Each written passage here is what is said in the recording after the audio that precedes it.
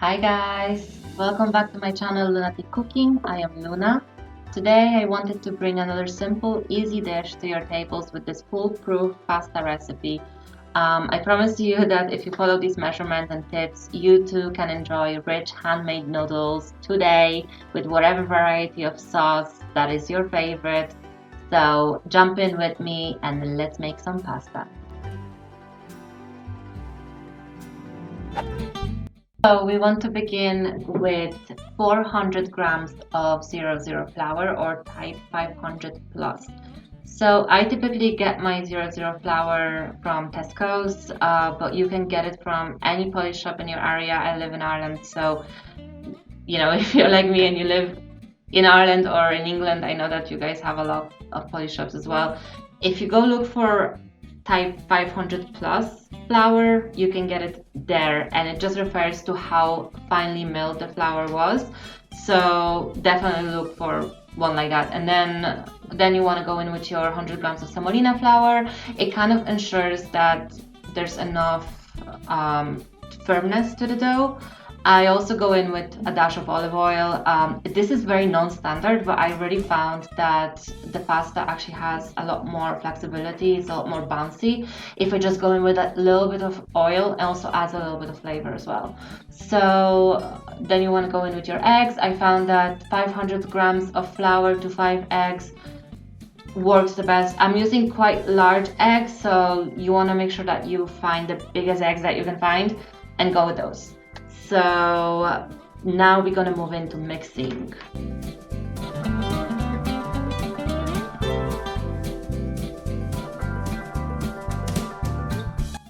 So I started using my hand mixer for this, but then I definitely go in to knead the dough with my hands.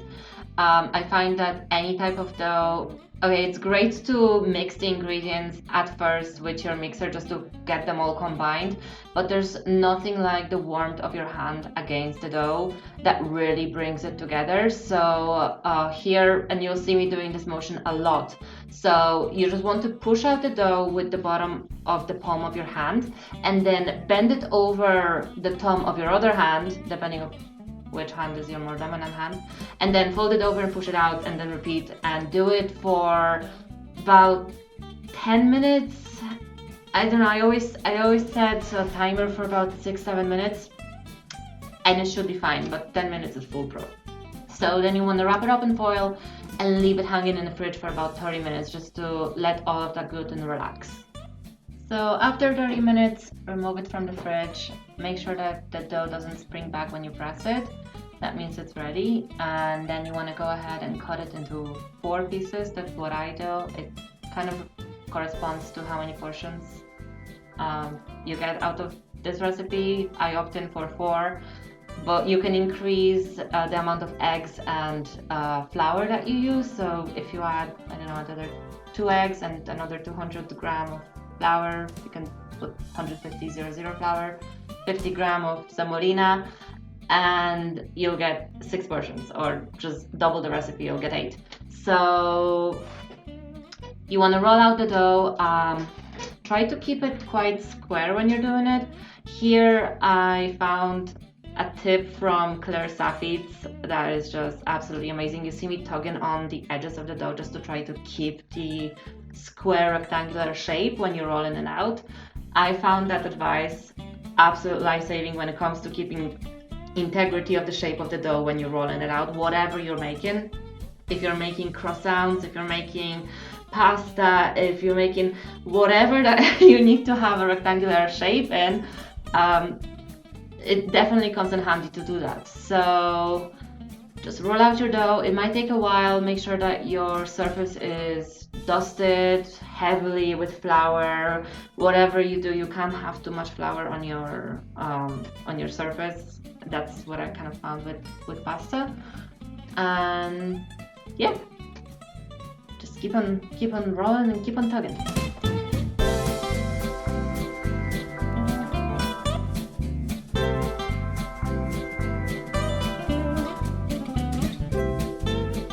So after you have rolled out your dough, this is how you want to fold it. We're using the letter folding method.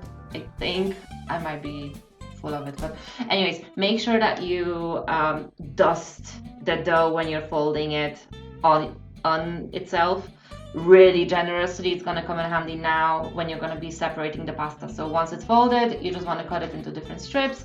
And I know that a lot of pasta makers, they want to get the pasta perfectly even and perfectly thin and you know, have the same density of the dough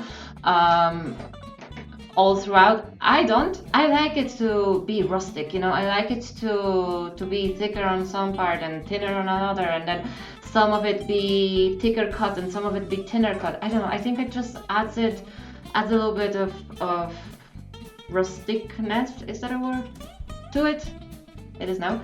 So when you're actually getting the individual pasta noodles out and you're unrolling them like you see me doing it now, you just want to tug them a little bit. Don't put so much pressure that you're gonna break them, but you just want to take them out, and maybe you can bang them on the board a couple of times, kind of bang noodle style. And then you want to dust them even more. I can't stress that enough because they really can get clumped together. Then you want to move into boiling. Make sure that you're using a very big pan, the biggest one that you have, and fill it to the brim with water. Salt it generously, and then put in your pasta. So for this recipe, I generally boil 2 portions at a time. So because there's so much flour, the water actually kind of thickens up and becomes really murky, and I don't like that. So I would cook 2 portions of the pasta, strain it, and generally I'm just cooking for myself and my husband, so I don't actually need more at a single time. And then once it's ready in about 2 minutes. So just stay beside the pot, let it boil. Once you see it floating, move it around a couple of times, and then take it out, try it. If it's still kind of firm to the bite, it's ready. You really can't undercook this pasta. You can overcook it, but you can't undercook it. The point is, let the pasta hang out in the boiling water for a couple of minutes, taste it. If you like it, eat it. And here it is, our ready pasta. It's not that much effort, it's a little bit messy, but it's definitely rewarding. I have a lot of videos coming up for the different kind of sauces and dishes that you can include pasta in. I hope that you enjoyed this video. If you did, please give me a thumbs up and subscribe. Please drop me a comment, let me know if you have anything to add or you'd like me to improve in any way. And I will see you on the next one. Bye bye!